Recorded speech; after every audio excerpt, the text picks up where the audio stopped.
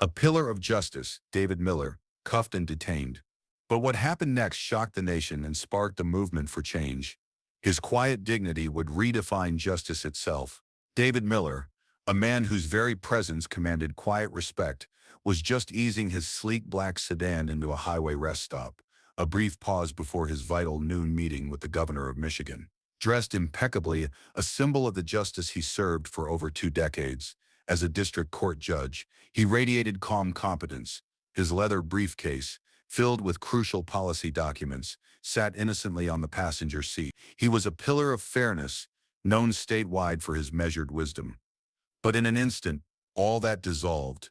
A patrol car, flashing its stark white lights, screeched to a halt behind him. Officer Daniels, behind the wheel, squinted.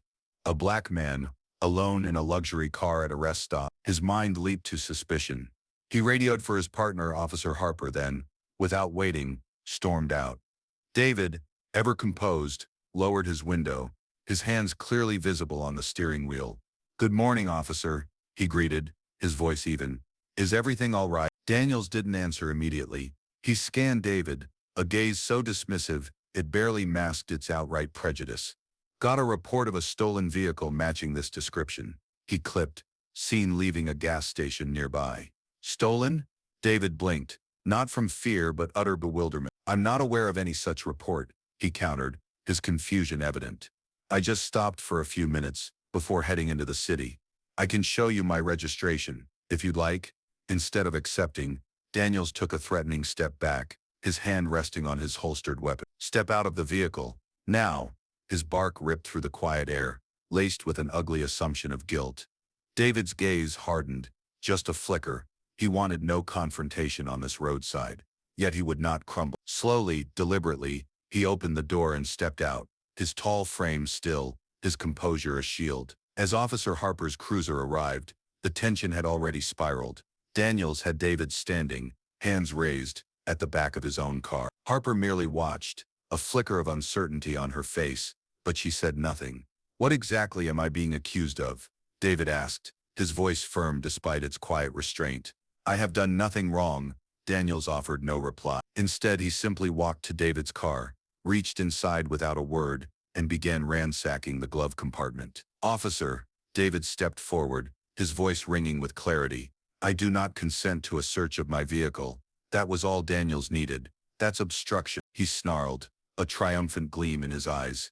"You're interfering with an investigation." Before David could even breathe, Daniels lunged, grabbing his arm, twisting it viciously behind his back, and slamming a handcuff onto his wrist. Harper hesitated, but a sharp nod from Daniels sealed David's fate, and she secured the other cuff. David offered no resistance. His voice, a quiet tremor, cut through the space between them.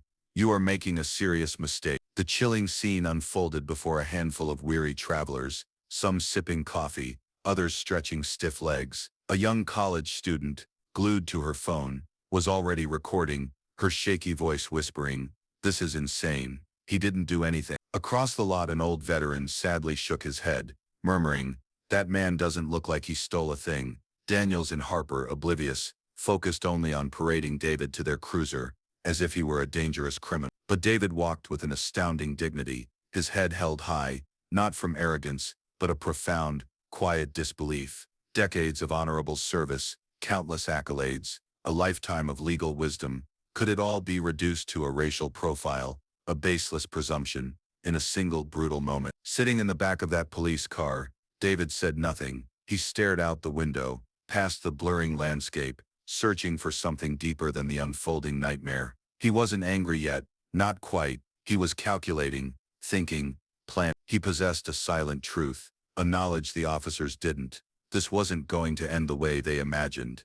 Oh no. Inside the stark impersonal state police precinct, near Jackson, David sat on a hard plastic chair. The cuffs were gone, but angry red marks still circled his wrist. The booking officer, bored, barely glanced at his ID, typing in his details as just another routine entry.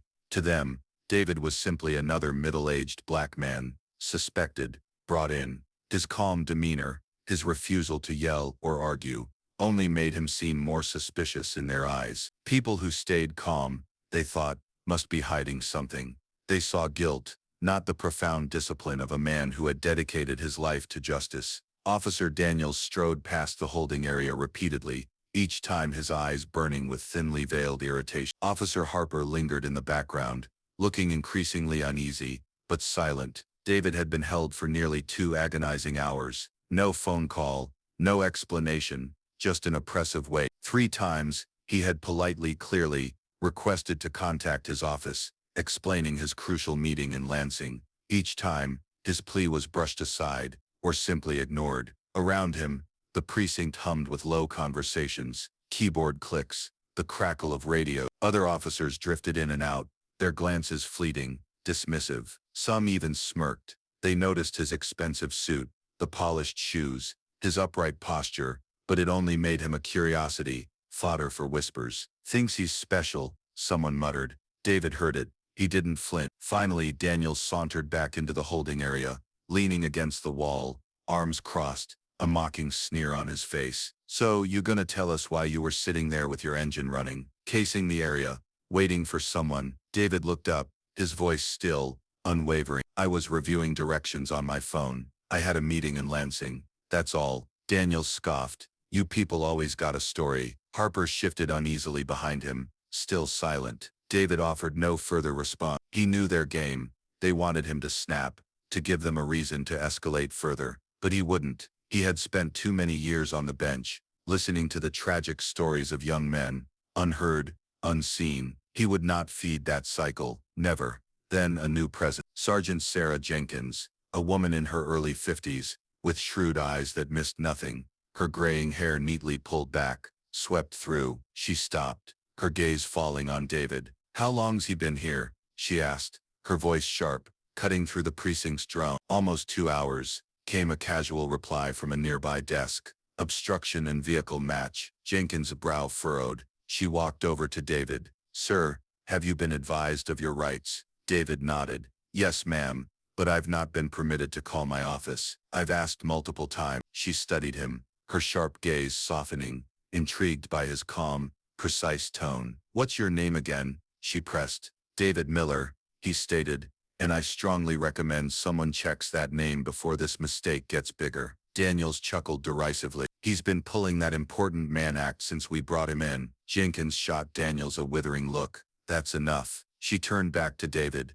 "Let me see what we've got." She strode to the nearest terminal, her fingers flying across the keyboard. It would only take moments, but David already knew. He leaned back, the quiet calm returning, waiting for the inevitable shift. Oh, it was coming. He could feel it. Sergeant Jenkins stared at the screen, her casual scan turning into a frozen gaze. She expected a clean record, maybe a minor traffic violation. But as David Miller's name populated, her eyebrows shot up. A cascade of credentials filled the screen. Academic distinctions, legal appointments, judicial certifications, and then, the title, bold and undeniable, the Honorable David Miller, Presiding Judge, 14th District Court, State of Michigan. Her eyes widened. She double-checked the photo. It was him, the man sitting so quietly in her holding area. She looked through the glass at him, then back at the screen, blinking once as the staggering truth crashed down. She rose swiftly, her boots tapping a rapid,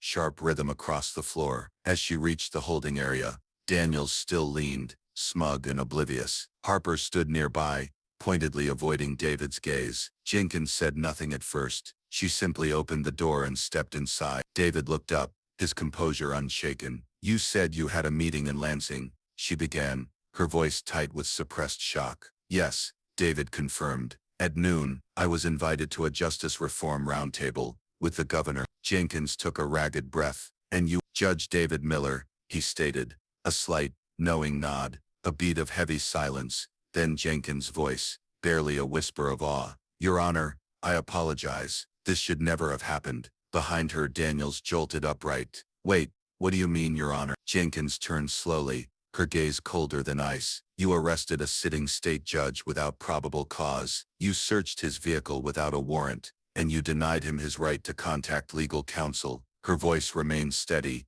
but the fury behind it was palpable. "This is serious, officers." Daniels' arrogance shattered. He didn't have to say. He wasn't acting like a judge. Jenkins cut him off. "You had his ID. It was your job to verify it. Instead, you escalated without reason. She turned to Harper. And you assisted in cuffing a man without proper cause. Do either of you have any idea what this means for your careers? The silence in the room was deafening. Daniels's mouth opened, but no sound emerged. Harper's face had drained of all color. Jenkins turned back to David, her posture now one of genuine deference. Sir, I am truly sorry. Would you like to contact the governor's office now, or should someone drive you there? David offered a small, weary smile, devoid of triumph. Yes, I would. Thank you, Sarge. She nodded, a swift, respectful gesture, and led him from the holding room. The entire precinct buzzed with a new, stunned energy. Officers looked up from their desks, faces a mix of confusion, disbelief, and outright embarrassment. The man they dismissed as just another quiet arrest now walked through their midst, with an undeniable aura of quiet power, his full dignity restored. As he exited the building, phone in hand, Jenkins walking deferentially beside him, every soul left behind knew this was far, far from over. By early evening, the video had exploded across the internet, a raw 27-second clip, filmed by a college student at the rest stop, showed Judge David Miller being handcuffed by Officer Daniels, his voice calm, simply asking, "What have I done wrong?" The student's voice, trembling with disbelief, echoed, "This is insane. He didn't do anything." It spread like wildfire, across every platform, captioned starkly, "Man arrested for being black in a suit." Within hours, it had 500,000 views. By midnight, over 2 million. Local news outlets scrambled to pick up the story before dawn, quickly followed by national networks. Screenshots of Judge Miller's pristine judicial profile flashed next to freeze frames of his humiliating arrest. The shocking contrast, his impeccable dignity versus their rough, baseless handling, ignited a national firestorm. Hashtags like "Justice for Judge Miller," "Unjust Arrest," and "Profiling in America" trended for days. Civil rights leaders, prominent attorneys, and high-ranking politicians issued furious public statements. Calls for immediate suspension, for deep departmental investigations, flooded the airway. The governor's office, after confirming Judge Miller's scheduled presence at the roundtable, released a terse, sharp statement: "We are reviewing this disturbing incident and remain committed to equity and justice." Across all state agencies, community organizations rapidly scheduled press conferences. By late morning, protesters had gathered outside the Jackson precinct, hoisting signs declaring, "Judged before justice," and "Dignity in cuffs." But what truly resonated wasn't just the arrest itself. It was the haunting, quiet composure on Judge Miller's face. He didn't fight. He didn't scream. He simply looked like a man who had witnessed this injustice countless times before. That profound,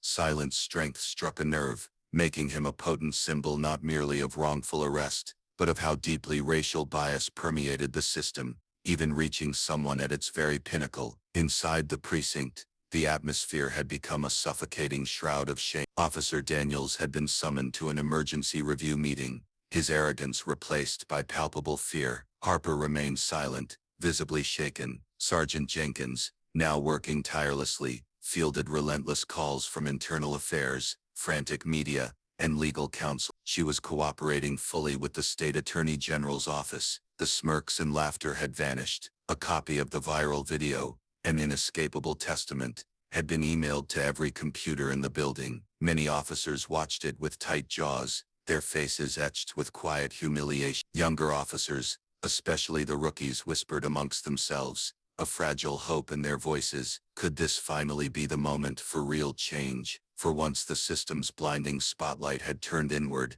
and this time, it would not, could not, look away. The next morning, the grand rotunda of the state capitol building held an unusual quiet. Reporters lined the marble hallways outside room 312, where the Justice Reform Roundtable was set to begin. Camera operators adjusted tripods, aides whispered urgent updates into their phone. The governor's staff, along with state judiciary members and policy experts, were already present, but all eyes were fixed on the imposing oak, double doors, waiting for the man whose name had dominated every screen for the past 18 hours, Judge David Miller. At precisely 10, the doors opened. David entered, composed and utterly focused, clad in a crisp dark blue suit. The same leather portfolio was in his hand, And he carried that same quiet, unwavering dignity that had defined his bearing through the entire ordeal. The room fell silent. For a profound moment, the clamor of politics faded,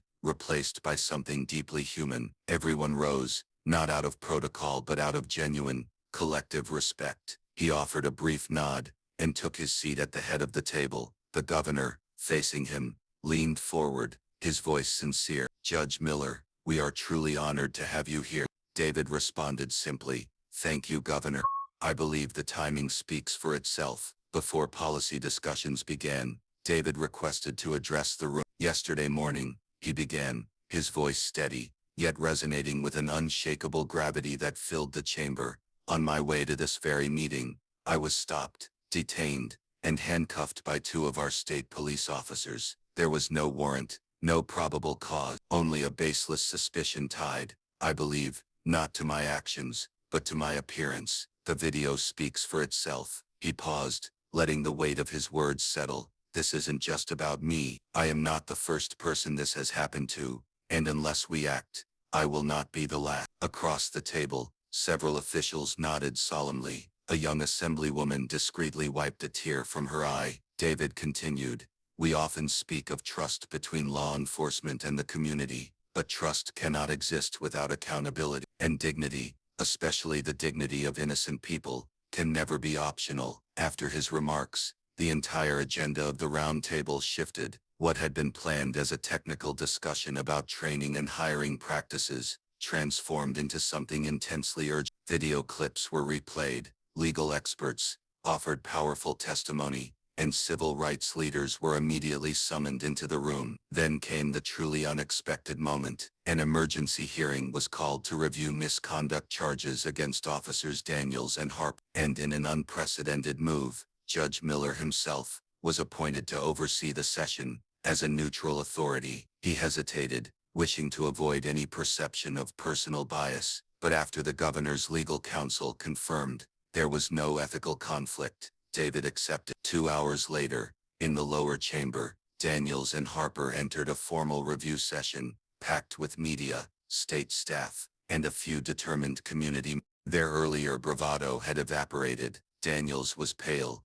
his jaw clenched tight. Harper kept her eyes fixed on the floor. David sat at the center of the panel, flanked by two other judges and the state attorney. "We are not here to relive public embarrassment," he stated, opening the session, his voice calm, authoritative. "We are here to evaluate conduct and determine whether the actions taken violated both legal standards and human decency." Video evidence was meticulously reviewed, alongside witness reports, timestamps, and crucial body camera footage that starkly contradicted the officer's written statement. Harper, when pressed, admitted she hadn't bothered to check David's ID or run his name. Daniels, attempting to justify his actions, stammered under cross-questioning, his voice trembling. When asked why he ignored David's repeated requests for a phone call, he stumbled through a flimsy excuse about departmental discretion that crumbled under scrutiny. David remained utterly professional, yet his tone never softened. The quiet,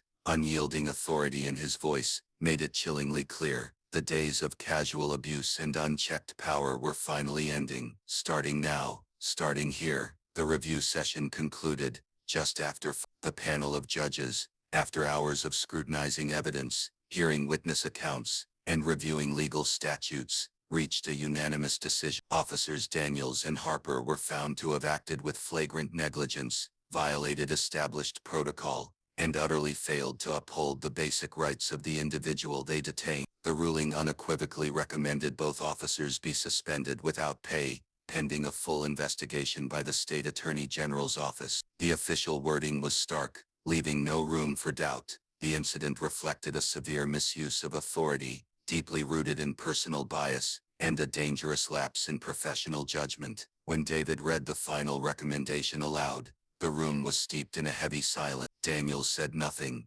his mouth a tight line, eyes locked rigidly on the table. Harper slowly nodded, as if accepting a harsh truth she had long, perhaps, subconsciously known. Cameras outside the chamber captured every agonizing second of their protesters, who had patiently waited all day, quietly stepped aside as the officers were escorted from the building. There was no triumphant cheering, no angry shouting, just a profound echoing silence, the kind that lingers after an undeniable truth has finally been At a press conference held later that evening, the governor stood at the podium, David quietly beside him. Today was not about revenge, the governor declared, his voice ringing with conviction. It was about responsibility. Judge Miller demonstrated the restraint and professionalism that every public servant should aspire to, but it should never have been necessary. He then announced sweeping new legislation, a mandatory statewide training program focusing on de-escalation,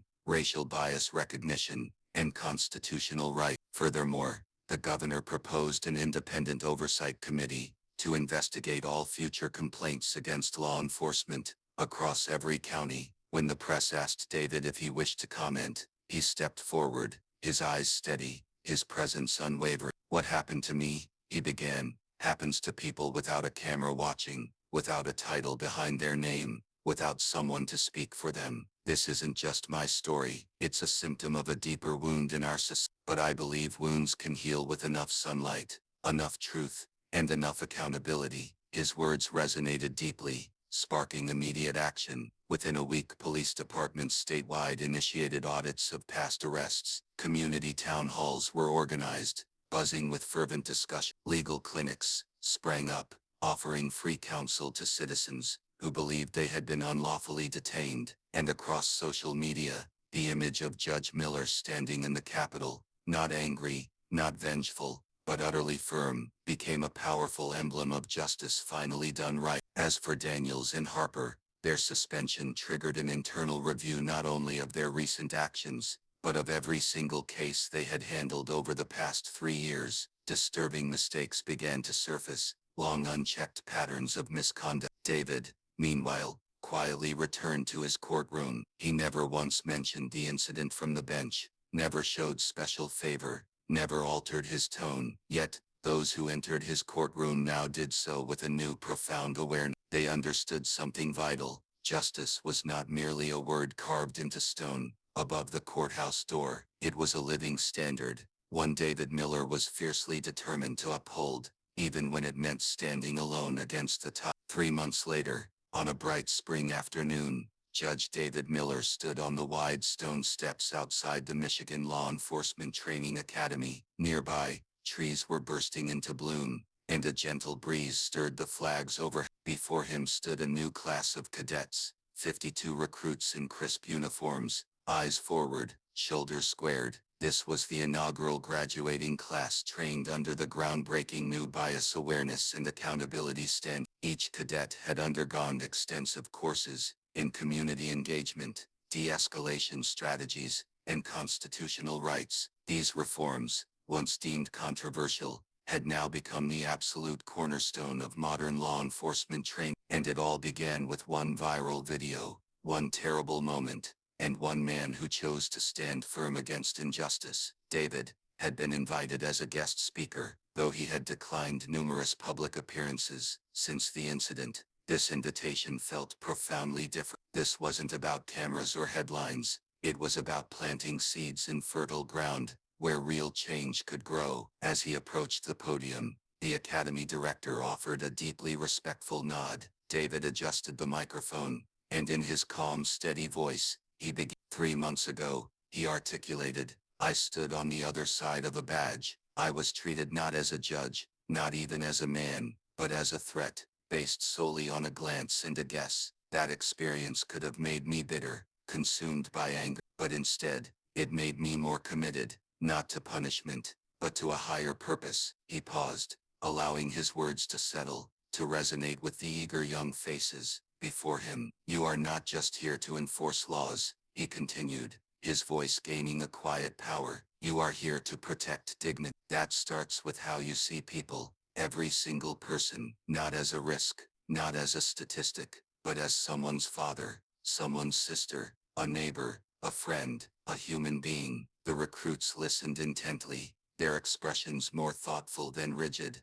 absorbing the profound weight of his message. A few subtly nodded, the truth sinking in. David looked out across them, and he felt something shift. not just in the air, but in the very room, in the culture he hoped to change. There was a newfound seriousness in their eyes, not fear, not pride, but a quiet readiness. After his speech, the cadets filed out in pairs, heading towards the waiting embraces of their families. A young black recruit paused, turning back. "Thank you, sir," he said simply, profoundly. David offered a small knowing nod. "Go serve with honor." As the crowd thinned and the sun dipped lower, David remained on the steps for a few more minutes. He wasn't dwelling on the past anymore, not the cold handcuffs, not the hard chair in the precinct. He was thinking about what lay ahead. Change didn't always arrive with a roar. Sometimes it came slowly, in quiet, incremental moments. One decision, one voice, one classroom, one deliberate step at a time. And in that hushed, hopeful space,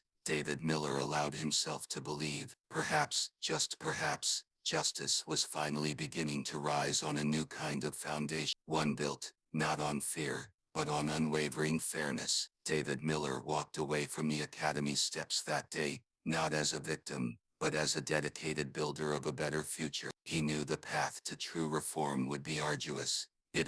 But he also understood that genuine change blossoms from the quiet, ethical choices we make when no one is watching. His extraordinary story serves as a powerful reminder that true power doesn't always shout. Sometimes it stands still, speaks calmly, and patiently waits for the world to catch up. In a nation still grappling with deep divisions, David's strength stemmed not from rage, but from an unyielding purpose. We all have a role to play, whether in a hallowed courtroom, a bustling classroom, or in the countless, quiet choices of our daily lives. Justice, in its truest form, begins with how we treat each other, especially when we think no one will notice.